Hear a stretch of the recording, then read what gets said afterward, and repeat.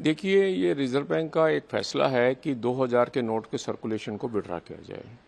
2016 में reserve bank ने जिस समय ये डिमोनेटाइजेशन किया और लोगों के हाथ में पंप इन करने के लिए एक फैसला लिया कि अगर छोटी करेंसी प्रिंट करते हैं तो टाइम ज़्यादा लगेगा और जल्दी सर्कुलेशन पे ऐसा नहीं पहुंच पाएगा, क्योंकि जब लगभग हमने 16 लाख करोड़ की करेंसी को डिमोनेटाइज किया था तो उसको चैलेंज को मीट करने के लिए 2000 का नोट इशू किया ओवरनाइट। लेकिन 2019 में रिजर्व बैंक ने फैसला किया कि अब करेंसी को विड्रा किया जाए, तो इन्होंने प्रिंटिंग करना बंद कर दिया। जो करेंसी वापस आ गई इसको रीसर्कुलेट करना बंद कर दिया था। अब रिजर्व बैंक ने कल ये फैसला लिया है कि जितने भी ये 2000 के नोट हैं 30 सितंबर के बाद लीगल टेंडर नहीं रहेंगे।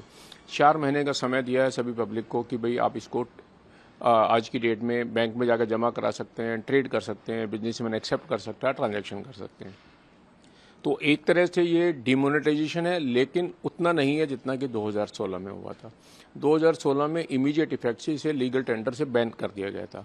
आज की डेट में ये लीगल टेंडर रहेगा, यानी कि आप इसे बाजार में जाकर किसी दुकानदार को दे सकते हैं, सामान खरीद सकते हैं, होटल में जाके खाना खा सकते हैं, पेमेंट कर सकते हैं, वो कर सकते हैं। एक और रिजर्व बैंक ने काम किया सुविधा के लिए कि भाई अगर आपके पास 2000 के नोट हैं तो आप बैंक किसी भी बैंक में 10 नोट यानी 20,000 रुपये के जाके एक्सचेंज करा सकते हैं। लेकिन आपका अगर अकाउंट है तो वहाँ पे आप अनलिमिटेड अमाउंट जमा करा सकते हैं। तो ये एक बैंक ने रिजर्व बैंक ने किया है इसके बारे में। अब जो चैलेंज मैं समझता हूँ वो इकॉनमी ये होगा कि साइकोलॉजिकली जो आप लीगल टेंडर तो कंटिन्यू कर रहे हैं, लेकिन स्वाभाविक है कि जिस भी दुकानदार के पास जाएंगे वो हेजिटेट करेगा इस करेंसी को एक्सेप्ट करने में। अब क्योंकि जो काम आपको बैंक में जमा करने का है वो दुकानदार को करना पड़ेगा, तो वो एक चैलेंज आ सकता है। आरबीआई ने गाइड नोट इशू नहीं किए जाएंगे। इसका मतलब ये है कि क्योंकि नोट विड्रॉ किए जा रहे हैं, जो नोट एक बार बैंक में जमा हो जाएंगे वो वापस सर्कुलेशन में नहीं आएंगे। तो मीनिंग देयर बाई बैंक जो नोट लेने के बाद ये बैंक आरबीआई को देगा। और आज की डेट में अगर आप बैंक से विड्रॉ करना चाहें 1 लाख रुपये और आप कहें मुझे 2000 के 50 नोट दे दो, तो बैंक आपको नहीं देगा।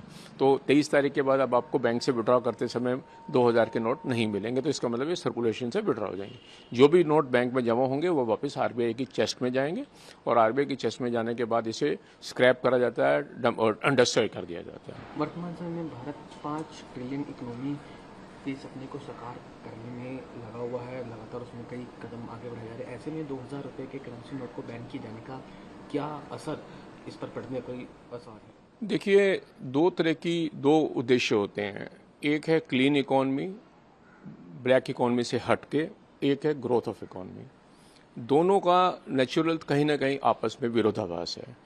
जब इकोनॉमिक ग्रोथ की बात करते हैं, जो आप $5 ट्रिलियन की बात करते हैं, तो $5 ट्रिलियन के इकोनॉमी में कैश इकोनॉमी हो, डिजिटल इकोनॉमी हो, बैंकिंग इकोनॉमी हो, उसमें फ़र्क नहीं पड़ता, वो ग्रोथ को देता है।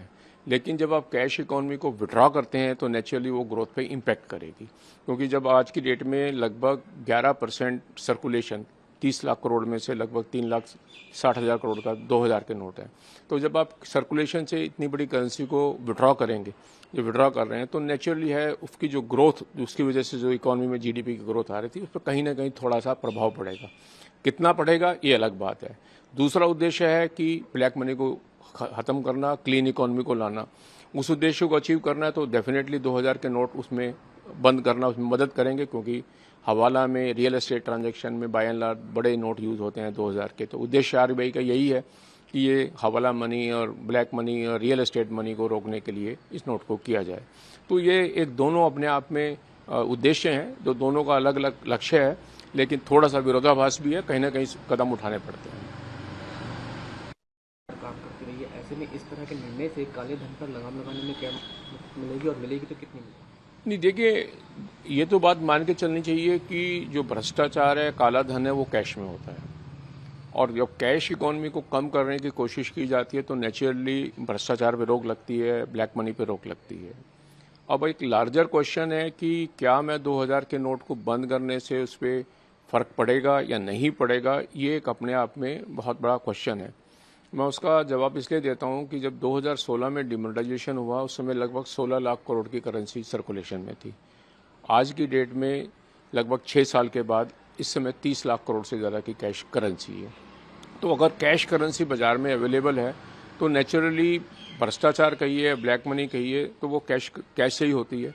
तो वो कहीं ना कहीं ये मान के चलना कि उससे बहुत फ़र्क पड़ा होगा, ये अपने आप में एक बहुत बड़ा प्रश्न है। लेकिन ये भी मान के चलना चाहिए कि भ्रष्टाचार काला में छोटे नोट काम नहीं आते, बड़े नोट का यूज होता है। तो जब हम उस पर रोक लगाते हैं तो नेचुरली भ्रष्टाचार काले धन की जो वर्किंग होती है, कहीं ना कहीं इसकी मूवमेंट जो कैश की करनी पड़ती है वो चले जाएगा। अब आप 2000 के नोट लेके जाएंगे और 2 करोड़ की पेमेंट करनी है तो आपको 100 पैकेट लेके जाने हैं, और 500 के नोट लेके जाएंगे तो 400 पैकेट लेके जाने पड़ेंगे। तो कहीं ना कहीं तो फर्क पड़ता है ना कि उसके बारे में, ये अपने आप में एक सवाल है।